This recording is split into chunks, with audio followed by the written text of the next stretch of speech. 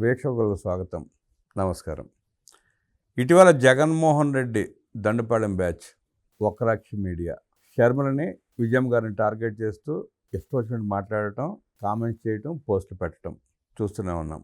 వారి వికృత విన్యాసాలకి కౌంటర్గా నిన్న షర్మిలారెడ్డి ప్రెస్ మీట్ పెట్టి జగన్ రెడ్డిని డైరెక్ట్గా తూర్పారబట్టింది. వైఎస్ఆర్ కాంగ్రెస్ పార్టీకి షర్మిలకి మధ్యలో ఏం జరిగింది, ఎందుకు ఆ విభేదాలు బయటపడ్డాయి, ఎందుకు అంతలా విమర్శించింది తెలుసుకునే ప్రయత్నం చేద్దాం. విశ్లేషించడానికి మనతో పాటు ఉన్నారు సోషల్ యాక్టివిస్ట్ శ్రీలీల గారు. వారిని అడిగి మరిన్ని విశేషాలు తెలుసుకుందాం. నమస్తే శ్రీలీల గారు.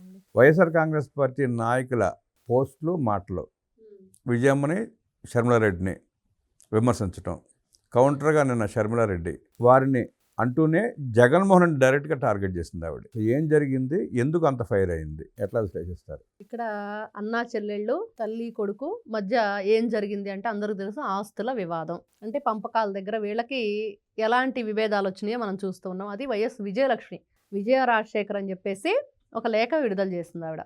దానిలో ఏం రాసింది అనే దాని మీద వైఎస్ జగన్మోహన్ రెడ్డి గారు బయటికి రాకుండా మరి ఈవిడ చెప్తున్న సైతాన సైన్యం, మనం పిల్ల సైకోలు అని పిలుస్తాం, ఆ పిల్ల సైకోలు అందరూ ఏం మాట్లాడాడో చూసాం. అంటే విపరీతమైన ధోరణి, ఆ నోరు అదుపులో పెట్టుకో షర్మిల అని చెప్పి షర్మిల గారికి వార్నింగ్ ఇవ్వటం.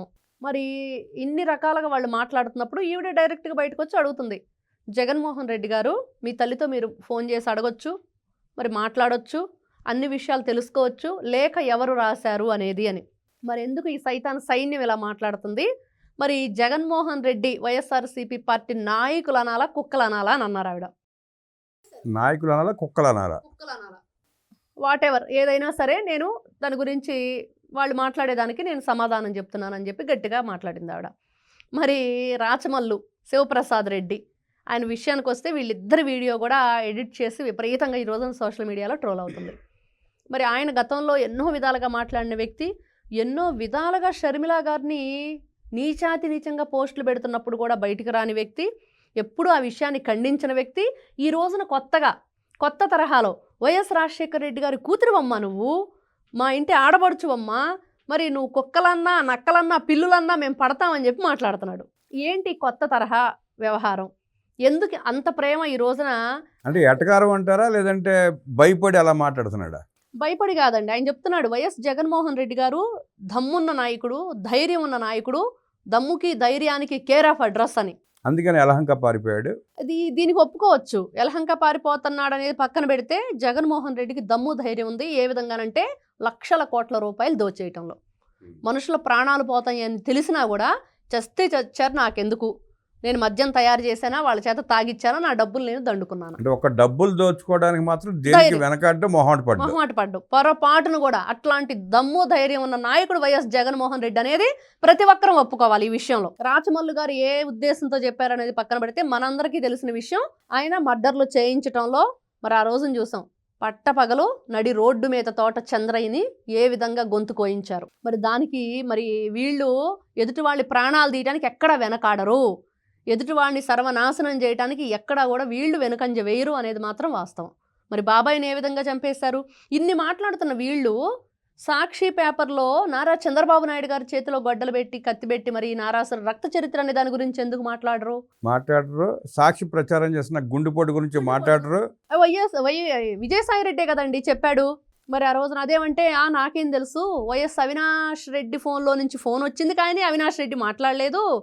మరి జగన్మోహన్ రెడ్డి ఇంటికి కూడా ఫోన్ వచ్చింది. మరి ఎవరు చేశారు? భారతీరెడ్డి మాట్లాడి ఎందుకు జగన్మోహన్ రెడ్డిని పిలిచింది? జగన్మోహన్ రెడ్డి ఏం మాట్లాడొచ్చి చెప్పాడు? అసలు ఇవన్నీ కూడా ఎలా ఉంటాయంటే భలే విచిత్రంగా మాట్లాడుతూ ఉంటారు వీళ్ళంతా. ఈవిడ కుక్కలో అంటంలో తప్పేం లేదు. ఆ గుట్టు ఇప్పుడు మీరు ఏదైతే అన్నారో, భారతిరెడ్డి ఫోన్లో మాట్లాడింది, జగన్ రెడ్డిని పైకి పిలిచింది, చెప్పింది, ఆ వివరాలు మొత్తం ఆ గుట్టు విప్పకుండానే సిబిఐ చేతులు ఎత్తేసింది. అవును, అదే కదా ఇప్పుడు సునీత గారు అడిగేది అదే. భారతీరెడ్డిని ఎందుకు విచారించరు, జగన్మోహన్ రెడ్డిని ఎందుకు విచారించరు అనేది. మరి ఇప్పుడు అవినాష్ రెడ్డి బెయిల్ మీదే కదా బయట తిరుగుతున్నాడు. మరి ఎందుకు బెయిల్ తీసుకొని బయటకు వచ్చారు? మీ తప్పు లేకపోతే కేసు కొట్టాయించుకొని రావచ్చు కదా. మరి ఇలాంటివన్నీ కూడా ఇంకా వెంటాడుతూనే ఉన్నాయి. ఈ విషయంలో మాత్రం ఆవిడైతే తగ్గేదే లేదంటుంది. ఇంకా అన్న వదిలిన బాణం షర్మిల కూడా మరి అన్ననే గుచ్చుకుంటుంది ఆ బాణం ఈ రోజున.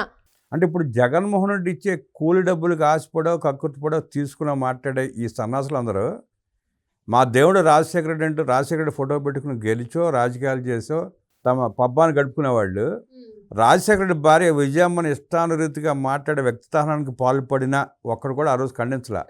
ఇప్పటికీ మాట్లాడుతూనే ఉన్నారు. రాజశేఖర రెడ్డి కూతురు షర్మిలారెడ్డిని కూడా ఇష్టం మాట్లాడుతూనే ఉన్నారు. అంటే గీత గీసి ఒక దొంగకు సపోర్ట్ చేస్తున్నారు. ఈ రోజున వరుది కళ్యాణి అంటే ఇక రాజశేఖర రెడ్డి కాదు ఆడ కావాల్సింది, రాజశేఖర జగన్మోహన్ రెడ్డి సంపాదించిన ఆస్తిలో పడేసే చిల్లర కోసం కక్కుర్తి పడుతున్నారు వీళ్ళంతా. ఈ రోజున ప్రజలకి ఏ విధంగా వీళ్ళ కేర్ ఆఫ్ అడ్రస్ ఏంటండి? ఈ వైఎస్ఆర్సీపీ పార్టీ వాళ్ళందరిది కేర్ ఆఫ్ అడ్రస్ ఏంటంటే శివకుమార్. మరి ఆ పార్టీ వైఎస్ఆర్ పార్టీ అని పెట్టుకుని ఎవరు బొమ్మ పెట్టాడు? జగన్మోహన్ రెడ్డి. ఆయన బయటికి గెంటేసి రాజశేఖర్ రెడ్డి. మరి ఆ వాళ్ళకి ఓట్ల కోసం ప్రజల్ని మోసం చేయడానికి, ప్రజల దగ్గర దోచుకోవటానికి మాత్రమే వైఎస్ రాజశేఖర్ రెడ్డి. ఆ తర్వాత ఆ ఫ్యామిలీతో ఈ జగన్మోహన్ రెడ్డి, దొంగల ముఠాకు అధ్యక్షుడు జగన్మోహన్ రెడ్డి, ఈ జగన్మోహన్ రెడ్డిని మాత్రమే సపోర్ట్ చేస్తారు. మరి మీరు ఏ రాజశేఖర్ రెడ్డి మా దైవం అని చెప్పుకుంటున్నారో, మరి ఆయన భార్య మీకు దైవం కాకుండా రాక్షసు అయిపోయింది. ఈ రోజున ఆ కూతురు రాక్షసు అయిపోయిందా? కనబడుతుంది. రోజున ఎమ్మెల్సీ అయ్యి ఉండి వరుది కళ్యాణి ప్రెస్ మీట్ పెట్టి ఏం మాట్లాడుతుందండి? ఇంకో వైపు చూస్తే ఆ గుడ్డ అమర్నాథ్ ఆ క్రెడిట్ అంతా మాదేనని చెప్తున్నాడు వచ్చి నిన్న.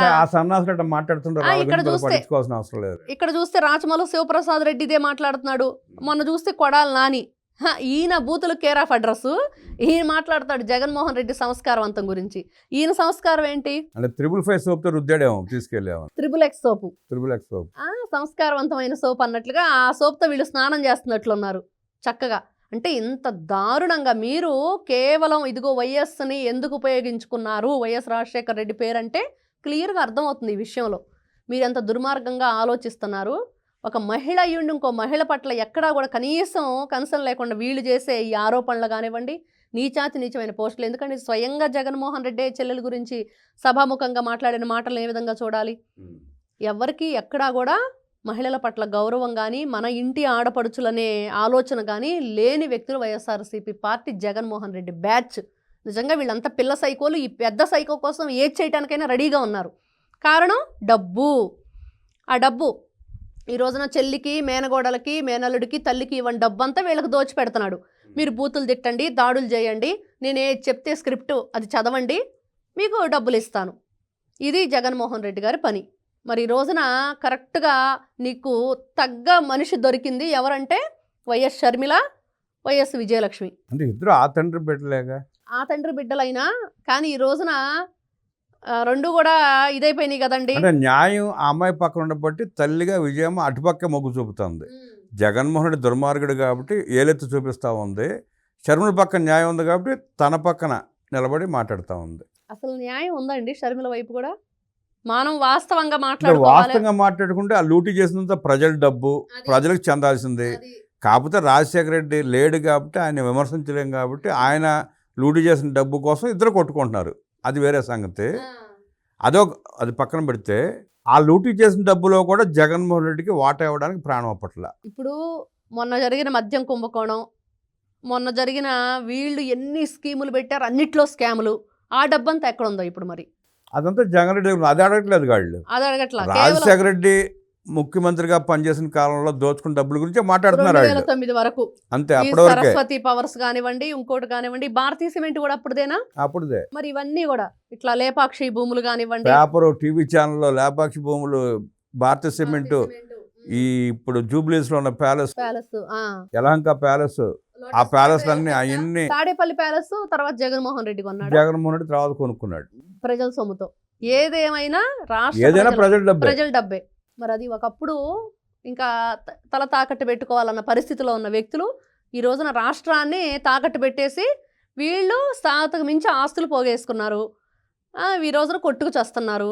ఏదైనా సరే ఈ రోజున వీళ్ళది జనాలకి ఒక ఎలా ఉందంటే అదేదో సామెత చెప్పినట్లుగా వాళ్ళ ఇంటి పోరు వీళ్ళందరికి కూడా బుర్ర కథలాగా, హరికథలాగా, పిట్ట కథలాగా చెప్పుకుంటూ ఏదో ఆనందిస్తున్నారు అంతవరకే. పెట్టపోరు పిల్లి ఇచ్చినట్టు. అదే పిల్లి ఇక్కడ తన పాత్ర తను పోషించట్లా. పిల్లి అంటే వ్యవస్థ కరెక్ట్. వ్యవస్థ కఠినంగా ఈ రోజున సిబిఐ, ఈడీ రంగంలో ఆ దిగాలి. రెండు కఠినంగా వ్యవహరిస్తే ఆస్తులు మొత్తం ప్రభుత్వ పరం అయ్యాయి, ప్రజల పరం అయ్యాయి. ప్రజలకు దక్కాల్సిన ఆస్తుల్ని ఆళ్ళు కొట్టుకుంటున్నారు. ఎంటర్ అయ్యిద్ది అనేది కూడా వినిపిస్తుంది. ఎంతవరకు ఎంటర్ అయ్యిద్ది అనేది కూడా చూడాలి. ఎంతవరకు ఆ మాటలు కరెక్ట్ అనేది కూడా. ఇంకేమంటారు వద్దు, 14 ఏళ్ళు 15 ఏళ్ళు అయిపోయింది సుమారుగా ఇప్పుడు. అయినా కూడా అన్యాయం అన్యాయమే, న్యాయం న్యాయమే కదండి. ధర్మం ఎప్పుడైనా గెలిచిద్ది అనేది మనకు ఎప్పటి నుంచి అనాదిగా వస్తున్న మన సంస్కృతులు అన్ని చూస్తూనే ఉన్నాం. ఎన్ని రోజులు అధర్మం గురించి వీళ్ళు ఎన్ని రకాలుగా ఇది చేసినా ధర్మమే చివరికి గెలుస్తుంది.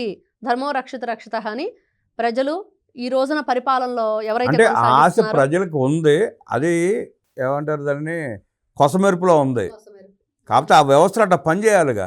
వ్యవస్థలు పనిచేసే పరిస్థితి కనపట్లేదుగా జగన్ రెడ్డి విషయంలో. నిజంగానే ఉన్నా కూడా ఎక్కడో ఒక చిన్న ఆశ.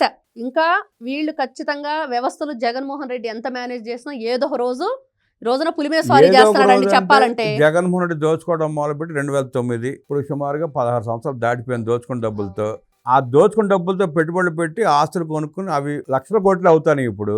అప్పుడు ఎప్పుడో తేలితే మాత్రం ఉపయోగం ఉంది. ఈ రోజున వైఎస్ఆర్సీపీ పార్టీ కానివ్వండి, ఆ జగన్మోహన్ రెడ్డితో సహా అందరూ పులి మీద స్వారీనే వాళ్ళు చేసేది. మరి ఆ పులి దిగినప్పుడు ఖచ్చితంగా ఆ పులే వాళ్ళని తినేస్తుంది అనేది మనం చూస్తున్నాం. ఆ పులి మించి దిగితే కప్ప కూడా కాటేసి చంపేస్తుంది. అంతే మరి.